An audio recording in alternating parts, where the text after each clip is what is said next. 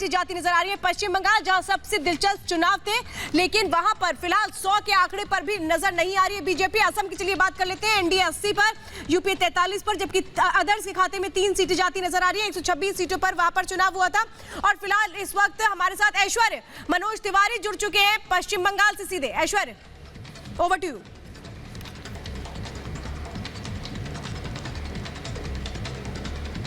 बिल्कुल श्वेता, जैसा कि आपने कहा, मैं सिर्फ एक बार इलेक्शन कमीशन का डेटा बता के फिर अपने पैनलिस्ट के पास जा रहा हूं। श्वेता, इलेक्शन कमीशन का डेटा मैं आपको बता दूं, तृणमूल कांग्रेस को 200 दे रहे हैं बंगाल में, बीजेपी को 83 दे रहे हैं, इंडिपेंडेंट को 1 दे रहे हैं, इंडियन नेशनल कांग्रेस को 1 दे रहे हैं, राष्ट्रीय सेकुलर मजलिस पार्टी को 1 दे रहे हैं और एजेएसयू को 1 दे रहा है, यानी 200 वर्सेस 83 है।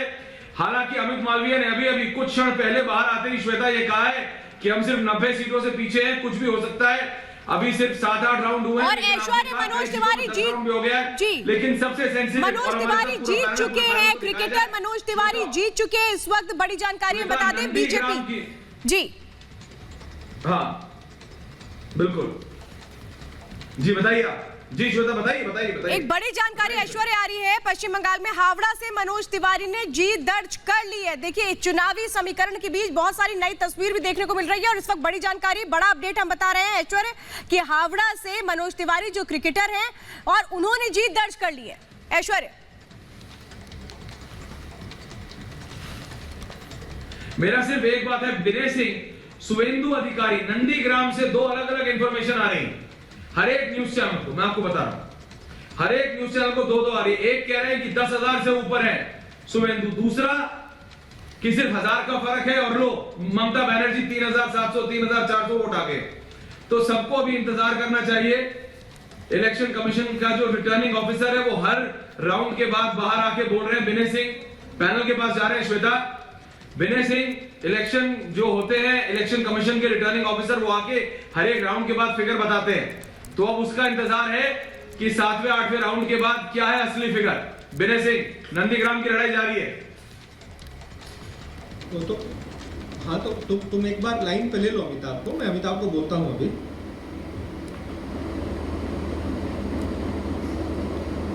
विनय सिंह के साथ मैं स्क्रीन पे हूं, मैं स्क्रीन पे बोल रहा हूं, मतलब विशाल मिश्रा के पास जा रहे हैं। विशाल मिश्रा, संजय सरकार।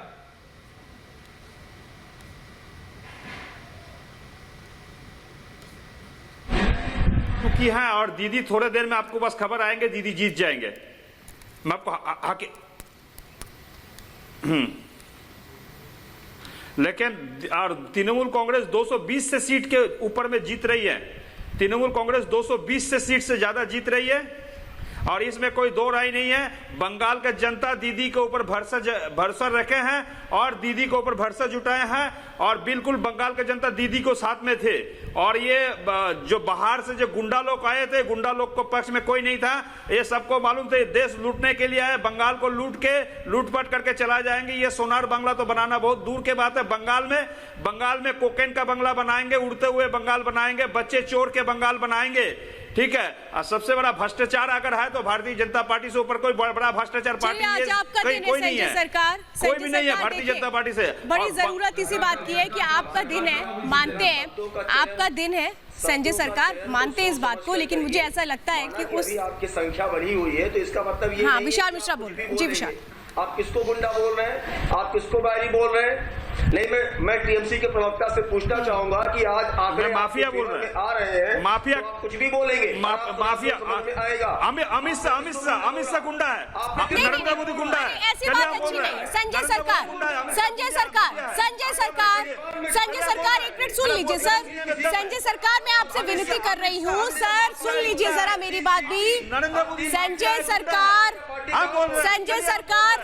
देखिए, अपनी बात को रखिए, ठीक है। आज आपका दिन है, लेकिन मर्यादा में रहकर सर, देश के गृह मंत्री के लिए आप इस तरह के शब्दों का इस्तेमाल नहीं कर सकते। वो आप देश के गृह मंत्री हैं, आपके भी गृह मंत्री हैं सर, समझिए। आप अपनी बातों को रखिए। एक बार मैं रिक्वेस्ट फिर से कर रही हूँ संजय सरकार, अच्छी बात है, देखिए अच्छी बात है। जिसने मेहनत की, जनता ने जिसको स्वीकारा, उसको हम बिल्कुल समझते और मान देते हैं, जनता भी मान देती है सर। मैं लेकिन फिर से रिक्वेस्ट करूंगी, संजय सरकार 1 मिनट शांत हो जाइए। संजय सरकार 1 मिनट शांत हो जाइए, शांत हो जाइए संजय सरकार। मैं शांत हो गया। मैं विनय सिंह जी के पास जाती हूँ। संजय सरकार जी, एक बार मैं फिर से आपसे कहूंगी, अब की बार जब मैं आपसे सवाल करूं तो आप सर प्लीज अपनी बातों को रखें, लेकिन इस तरीके से रखें कि वो मर्यादाओं में रहें, दायरा मत भूलिएगा सर। माना जीत का जश्न हो सकता है, आप थोड़ी देर में मना भी लें, लेकिन उस मर्यादा को मत भूलिए जो बहुत जरूरी है। विनय सिंह जी देखिए, सवाल यही है, बात हम करें कौन हारा कौन जीता ये अलग है, लेकिन इस बात को समझना होगा कि बीजेपी ने प्रदर्शन अच्छा किया है। 3 से अगर आप पहुंच रहे हैं 90 या 100 के करीब तो ये खराब नहीं है।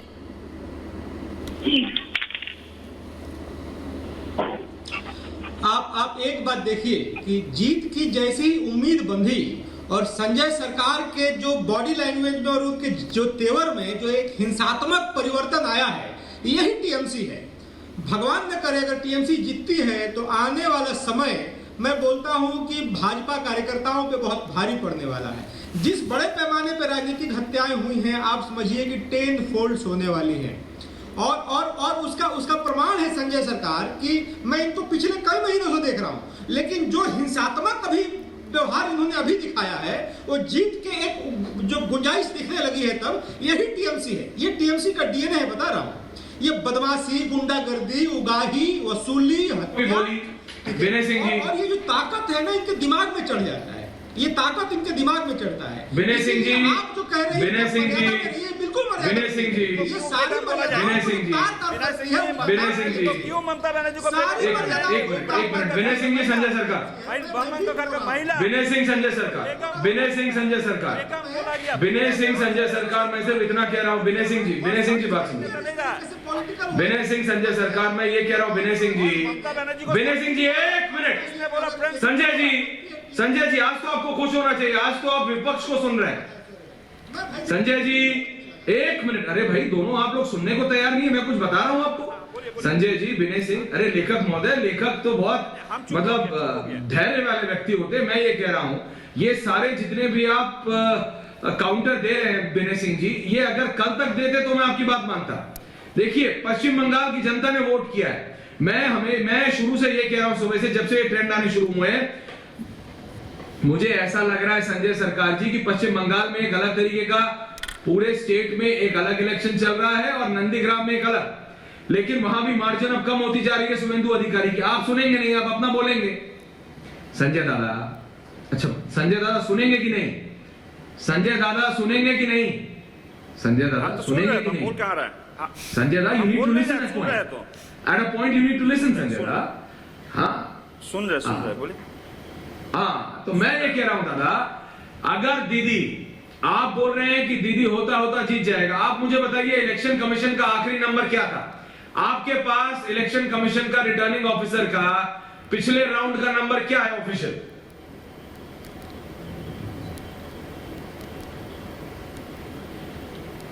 दीदी 3,500 से ज्यादा वोट से आगे चल रही है। मैं आपको हकीकत खबर दे रहा है, आगे चल रही है दीदी, और दीदी आगे चल रही है, इसमें कोई दो राय नहीं है। देखिए, ममता दीदी को जब ये लोग बेगम बोलते हैं, एक ब्राह्मण का घर का महिला है, ब्राह्मण का घर को महिला को जब बेगम बोला जाता है और बूढ़े तरफ से गाली दिया जाता है, बूढ़े तरफ से गाली दिया जाता है। आपको चैनल में बैठ के प्रेम शुक्ला जो बीजेपी में प्रवक्ता था, वो दीदी को सारनी बोला।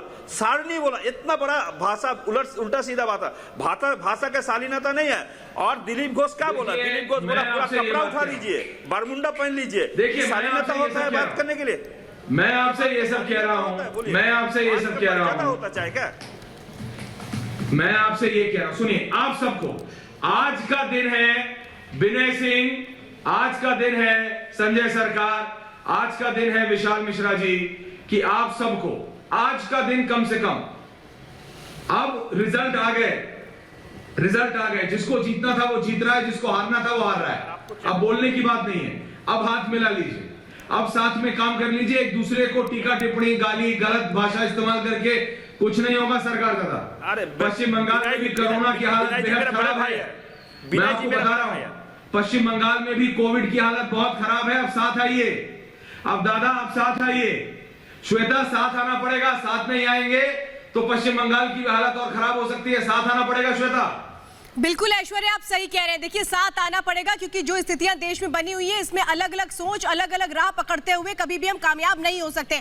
मैं जरा खालिद अब्दुल्ला आपसे समझना चाहती हूँ, फिलहाल इस वक्त जो स्थिति नजर आती है हमें पश्चिम बंगाल में, वो इसी तरफ देखने को मिल रही है कि भविष्य में और फिलहाल अभी दो ही पार्टियां अब नजर आने वाली है पश्चिम बंगाल में, एक है बीजेपी और दूसरी है टीएमसी। देखिए, 2019 का रिजल्ट उठाकर देखिएगा तो 121 सीट से वे लोग आगे थे और वो उसका कोई संगठन नहीं था भारतीय जनता पार्टी के। उसके बाद जब ये लोग 2021 का इलेक्शन के लिए 2 साल से कंटिन्यूसली प्रिपरेशन किया और अमित शाह, नरेंद्र मोदी, विजय ने यह कहा था कि 200 से पार। मैं इतना पूछना चाहूंगा, इनके जो स्पोक्सपर्सन है इसमें क्या अभी भी वो सहमत है कि 200 पार वाले लोग नरेंद्र मोदी और अमित शाह ने कहा था? मैं फिर एक बार कहूंगा कि ये यहाँ पे भारतीय जनता पार्टी के लोगों का जगह था और न रहेगा और न है। इन लोगों को सिर्फ और अभी कुछ हद तक जो लोग तृणमूल कांग्रेस के लोग गए थे, तृणमूल कांग्रेस के लोग भारतीय जनता पार्टी में नेताओं का वहां पे एक बहुत बड़ा उससे लेकर आज सीट यहाँ से मिल जा रही है। आने वाले दिनों में खालिद अब्दुल्ला जी, क्या आप पूरी तरीके से ये कह सकते हैं कि जगह नहीं थी? देखिए, अभी अगर हम देखें तो जो सीटों पर रुझान आए हैं 85 बीजेपी को मिलती नजर आ रही हैं, तो आप ये तो क्लियरली नहीं कह सकते ना कि लोगों ने बिल्कुल एकदम साइडलाइन कर दिया, जो 2016 में 3 थे सिर्फ और सिर्फ 10 कर दिया, ऐसा तो नहीं है ना सर। तो यानी कि आप ये समझिए धीरे धीरे लोग मन बना रहे हैं, क्या इस ओर पश्चिम बंगाल बढ़ रहा है? ये भी तो समझने की जरूरत है। मेरे साथ मेरे एग्जीक्यूटिव एडिटर ऐश्वर्या कपूर भी जुड़े हुए हैं, खास मेहमानों का पैनल भी है। बड़ी कवरेज लगातार जारी, रुकेंगे ब्रेक के लिए, फौरन लौट रहे हैं।